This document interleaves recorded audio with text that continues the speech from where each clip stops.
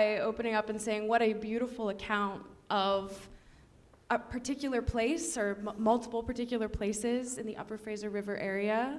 I really, really appreciated the specificity with which you told this story, and I think it's obviously very important to the story itself, bringing these two, like the salmon and the humans who live there together is like a really important part of how you told this story. So I'll open up with that. Maybe could you talk with us a little bit about what those two, the link between the salmon and the humans. Could you speak to us a little bit more about how that, how you set that up in your storytelling specifically? Yeah. Yeah, absolutely. Well, hello everyone. Thank you so much for coming to the screening this evening. Thank you for talking with me. Yeah, I mean, that connection was, so Canadian Geographic reached out to me, I think at the beginning of COVID. I've kind of like lost track of the years now. And they had been doing some work with Phyllis, and I guess had heard about me through the grapevine, but didn't know too much about me otherwise, and was curious if I wanted to make something connected with Phyllis in some way.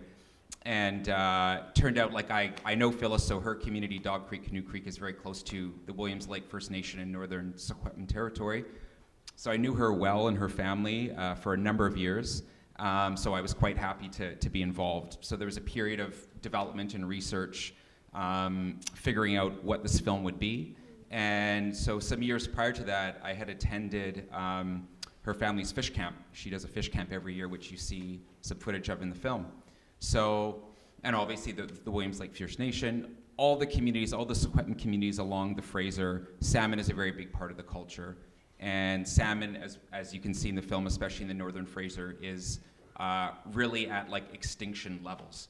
And so there's a real severing, a cultural severing with the disappearance of the salmon. So salmon is still consistently being shipped down from the Skeena River in much more far northern BC and other communities. And yeah, I don't know. I mean, at some point, it just sort of hit me that, you know, the salmon sort of have their own story of colonization, basically. You know, with the advent of the fishing and cannery industry in BC, which, like in the film, we mentioned that was happening at the same time as reserves were being allotted. So the two were happening in tandem, the development of the fishing and canning industry and the establishment of reserves in BC, and that's very unique to BC. And so there was just this sense of there's this human, non-human colonization story, that these two things are inextricably linked, really.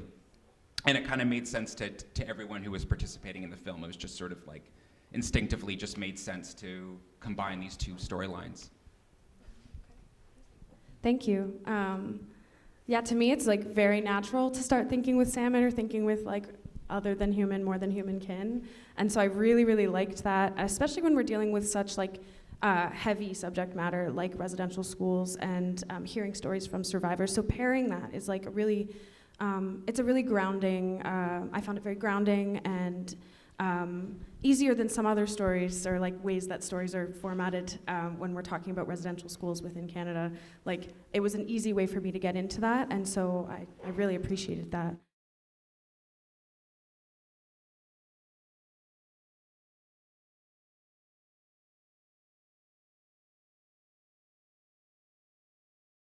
Yeah, thanks for that question. Well, you know, I got into filmmaking a little bit later in life. Throughout my 20s, I was doing other kinds of work, communications work, but getting into cinema on my own, and also wanting to spend more time in that territory in Xwulqw'selu. And so I ended up moving from BC to Toronto to pursue a master's in film, which was my way of getting into film, and I got very lucky, managed to start getting work fairly quickly, and a lot of the work, yeah, has been very centered around Indigenous stories and land-based stories in one way or another. So I work as a director on some projects. Quite often I'm working as a director of photography or cinematographer for other really amazing directors, and so that gives me the opportunity to be in different territories all throughout the country, which is really incredible. Yeah, I don't know. I mean, I guess I can speak about one or two projects, but sort of, yeah. Well, I mean, we were just talking, like an example of another project I'd be working on, I guess, is, I don't know how many people here know BC, the geography, but this would be an area of northern BC around a city called Prince George, Vanderhoof. This is Dakel, carrier territory. And this is actually, I can share this now, I got permission from the director. There's 3 nations, Dakel nations, who've been in a multi-decade battle with a large company called Rio Tinto, who set up an aluminum smelter plant in a place called Kitimat, BC in the 60s, dammed a large river system, then Chaco, completely devastated the ecosystem for decades. These 3 nations have successfully taken them to court and just won their Supreme Court appeal last week. Assuming it's huge. Historically, First Nations have not been able to litigate against corporations predominantly because they're operating on Crown land, on stolen land in other words. And so essentially it's take the issue with the government if you have a problem with us. It's not our fault. Without getting into all the details, they managed to find a very clever backdoor sort of legal strategy, and they won. And so if the precedent holds, that means that other First Nations will be able to litigate directly against corporations like Rio Tinto. So that's an example of a story that I have the privilege to be able to help tell with really amazing directors. And yeah, that's kind of what I do, I guess. Yeah.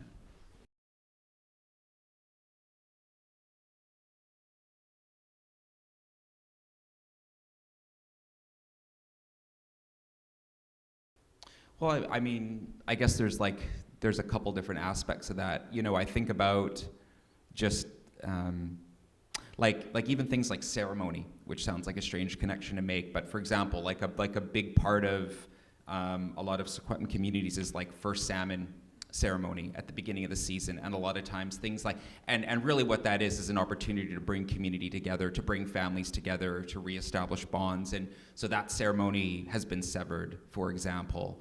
The Secwepemc, like a lot of other communities, were historically sort of semi-nomadic, and the reason for that obviously is they would be journeying in different areas, like whether they're fishing or foraging or what have you, and so a lot of communities were built around that kind of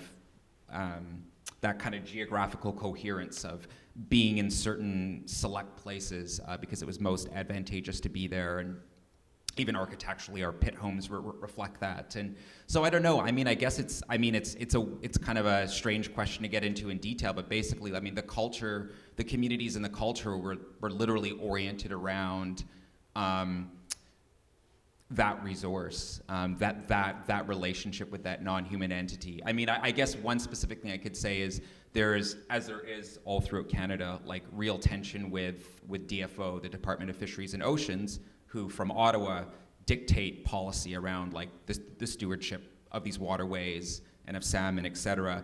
And often the policies are like extremely misguided and not like way out of sync with the reality of how people live. And so there's been a real push to reassert control over this territory. So there's fish monitors who are actively on the ground. And historically, there really was like a very coherent system of managing salmon and managing them in a very sustainable way, far more sustainably than we manage them now. So yeah, I mean, I guess I could kind of like rattle on and on, but basically, you know, there were these complex systems and ways of life that were oriented around the sustainable relationship of salmon.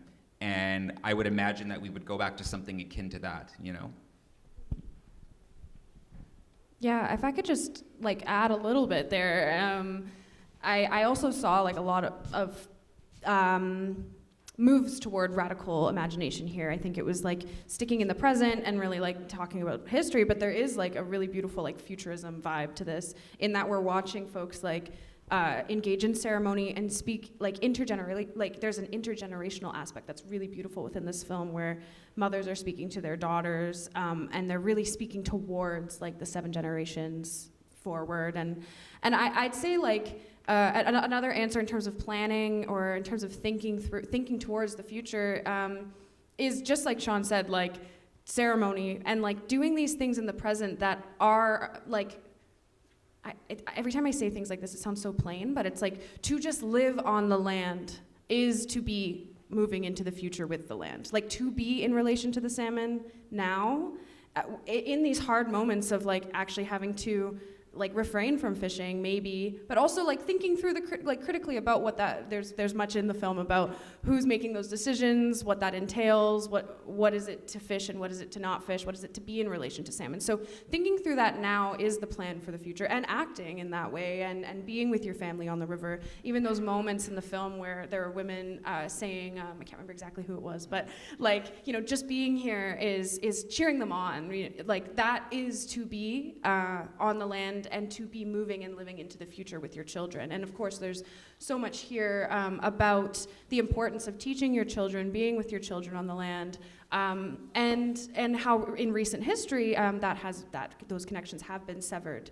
But the healing that's going on here is like to be with your family and to be with the salmon, like on the land. And again, I'm speaking really, I hope like this is coming right from the story that we just heard. I see you thinking a little bit, Sean. Yeah, no, it's great. Yeah. No, I'll just conclude this by, it just occurred to me to maybe talk about language very briefly. I think that's another really big one. So, like, ceremony or like fish camp, and like historically fish camp would go on for like months.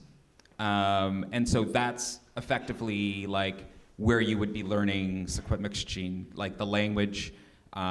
That's where all of the sort of land-based pedagogy, like learning, would be happening. And I mean also like Xwulqw'selu is a very verb-based language. It's very, or like a very embodied language. Like it's very hard to like, even like the word for salmon is Xwulqw'selu. It's very hard to like talk about Xwulqw'selu outside of some kind of context of which you're in a relationship to. So it's like when you're severed from these activities, you're also severed from, like, the language just doesn't make much sense, basically. So that would be like another thing.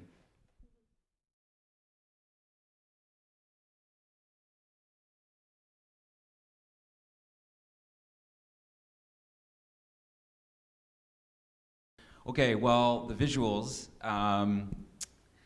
kind of sucks, but I ended up going to several hatcheries, and that's where I had to film. There were literally no salmon up where I was in the Fraser, like none. So, and I knew I wanted these kind of impressionistic visuals. So like the ones where the salmon are kind of sparkly, like kind of shooting from the side, that's a hatchery in North Vancouver, the Capilano hatchery. And then there was another one further out into the Fraser Valley. Where the heck? I think I was around Merritt. Okay. So we're talking about like an hour and a half outside of Vancouver. And yeah, I mean, it's almost like weirdly ironic that we're talking about relationship to the natural world and I'm in a frickin' hatchery filming salmon, but like, what are you gonna do, you know?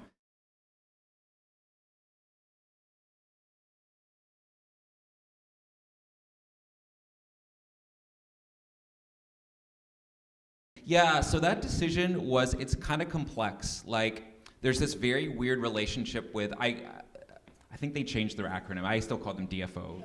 Yeah. Anyways, Fisheries, Canada, whatever it is. But anyways, yeah, I mean, it's one of these weird things where they're kind of enforcing their mandate, but at the ground level, like, for example, the Northern Shuswap Tribal Council are kind of asserting their sovereignty as well. So it's this weird kind of dance that they do. I think DFO, if I recall, like, was strongly advising that there be a closure, and then the nations, like the Kukpis, the chiefs, discussed among themselves that it was in the best interest of the nations to make that decision, to kind of adhere to that decision. And so that's happened like in subsequent years where they've had to do the exact same thing. So it keeps happening. But yeah, so it's kind of this, there's not like a super clear question. Like, I think it would be one of those things where if they went against DFO, it would be this very weird sort of impasse, and I don't know exactly what would happen. So I think they tend to just, you know, if the science is very clear that the salmon are at a crisis point, like, they're not gonna like go in and do anything that like would further endanger the salmon ultimately. Yeah, and then, sorry, the final part of that, the camp. Yeah, everyone kind of knew. I think they were like holding out that it might happen. The camp was also just about bringing family together, so at the very least they wanted to do that. But yeah, I mean, there was a sense of course, when it was made formal, people were quite upset. But yeah, it was sort of hanging over the camp, I would say.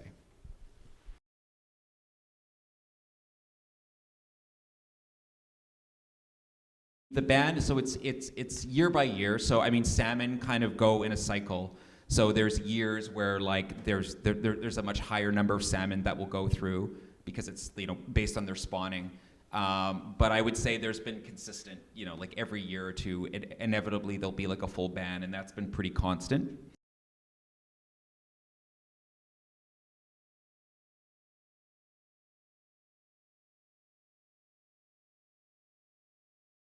I mean, it was one of those things, I didn't really get into it in this film, but I mean, it didn't only affect Secwepemc communities, but it was, at a certain point, you wouldn't have been able to leave a community without like a pass. Like you'd literally have to be like, almost like a hall pass at a school to leave your own community, to like go into the land to do basic stuff. Like, so people were so controlled and regimented for so long. These days, of course, people fish for sure. Like a lot of Secwepemc people, particularly, I don't know, do you guys dip net fish? As well? Yes. Okay. Yeah, I don't think this is like an Eastern Canada thing. It's it's also like, it's hardcore. Dip net fishing, you're often on like the edge of a cliff, and it's like, I've done it before, like killed my back. So it's like, it takes a bit of time, but yeah, but anyways, I mean, yeah, no, for sure. I mean, that's definitely come back, for sure. And it's like part and parcel of like people out on the land hunting, they're fishing, they're all these things. So, I mean, I think that's one aspect of the culture that actually has been somewhat resilient in spite of everything else, I have to say, which has been really cool to see. Yeah, yes, we also dip. So I'm Quw'utsun, so I'm from like the other side of the strait on the island. And the Fraser is also a really important part of our culture. Like we're on like the we're like the last community that kind of, well, I don't mean it like this, like there are no other relational entities that are in relation to the Fraser, but we're kind of the last community on the Fraser in a way, like across the other side. And so I have lots of stories of elders who make canoe journeys all the way up to Yale or whatnot, like up into the North Fraser, not quite as far as where this film was set. I wanted to just say also, like alongside, like thinking with like, this film does a really beautiful job of explaining that yes, these cultural ties, quote unquote culture, have been severed, and also they have remained constant. Like we are seeing it. There's just kind of a struggle here to like put up like to make it strong again, so that we can be back in good relation with the river, with the salmon.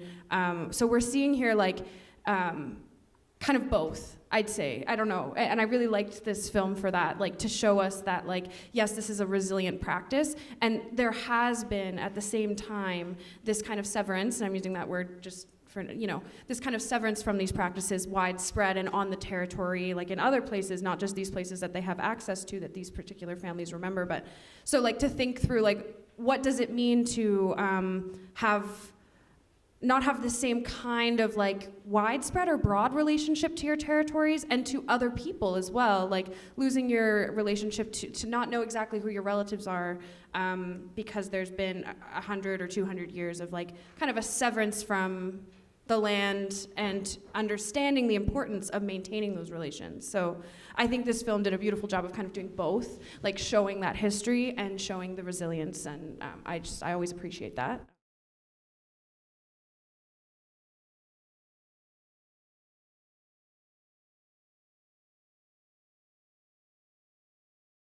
Yeah, I mean, that came about during development. So, I mean, I had a sense of the salmon, obviously, from my own experiences and knowing Phyllis and knowing that that's a very important part of her life. And so when we were putting together just the basic concept of the film, really, that's where it kind of stuck. And then that became a through line throughout the whole film. So yeah, so pretty early on, basically.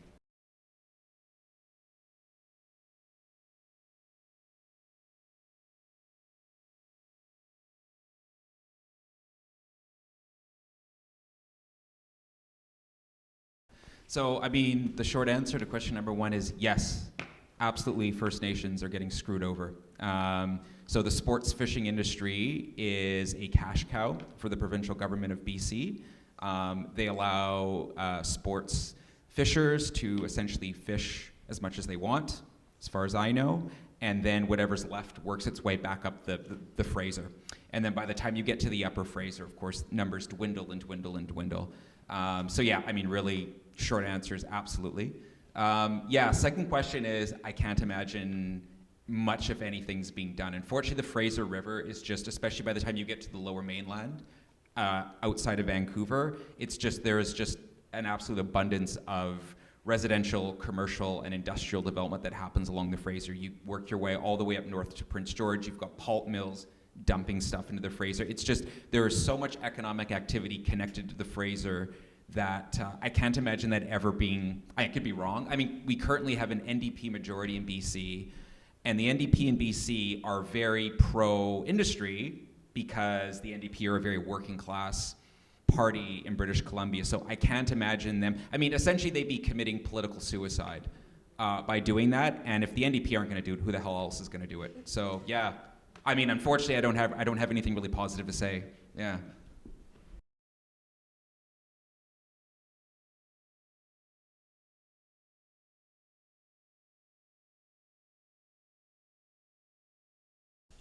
Yeah, it's a good question. I mean, I have to think about that a bit. I mean, it's interesting that there's like a really fascinating proliferation of, I mean, what's kind of broadly being called Indigenous futurism. So like really interesting like literature and some cinema that really like explores this idea of like structures and colonial states start to kind of fall apart and what takes their place, or you know, who is able to like not thrive, but who's able to adapt in a resilient way in these contexts. It's really interesting. There's a lot of really smart people like contemplating these questions right now. Yeah, it's tricky. I mean, you know, up in this territory, I mean, it's just, I think about like the litany of like wildfires have devastated a lot of that area, and then there's the Upper Fraser. We've talked about everything, the pollution, and it's like so much of people's traditional relationship territory is just getting upended. Interesting flip side is, for example, like the Williams Lake First Nation, their natural resources department. So I found this out recently. I thought it was kind of interesting. So they're essentially remaking the forests in that territory. And basically scientists have determined, so there are these sort of biogeoclimatic zones, like everywhere. You can look like a region in terms of having shared geological and weather characteristics. And they're essentially moving about 2 kilometers northwest in BC every year. So in other words, like the southeast of BC is very desert-like the Okanagan, Osoyoos, these areas. So areas like Williams Lake are essentially going to become desert-like in you know, so many hundreds of years, in other words. And so they're remaking forests with species that have never existed there. For example, ponderosa pines, which are, again, like more of like an Okanagan, more desert-like tree species. So there's, I mean, it's kind of weird to say they're sort of geoengineering new forests. So that's like an example of an adaptation. So who the hell knows? I don't really know. I'm like, honestly, I'm not super hopeful in general, but like, I don't know. I suppose you're right. If anyone's going to survive, it's going to be people who've had like nothing for a very long time and like have found a way to survive in spite of all of that. Yeah, I'll just say quickly to end our discussion today, yes, I personally believe we are living in a post-apocalyptic world, but also the thing that will happen that might be apocalyptic is also something, is also the end of another world. And what hope lies in knowing that some of our bad habits, to put it very lightly, might disappear if the state falls or we change our way. If we are to if climate change changes our world and we have to genetically, or would you say geoengineer? I'm saying like geoengineer. Yeah, I don't know, something like that. Yeah. Indigenous peoples, the ways that our knowledge works is to readapt and continue to know the land and to get to know the land again and again and again. That's part of Indigenous knowledge. So I do agree with you that it'll be us who continue. Anyway, so there's hope in that. There's hope in that fall, just to put it lightly. Anyways, I think we must end our discussion today. I really appreciated hearing from you, the audience, and spending time with Sean. If we could have a round of applause and I'll hand it off.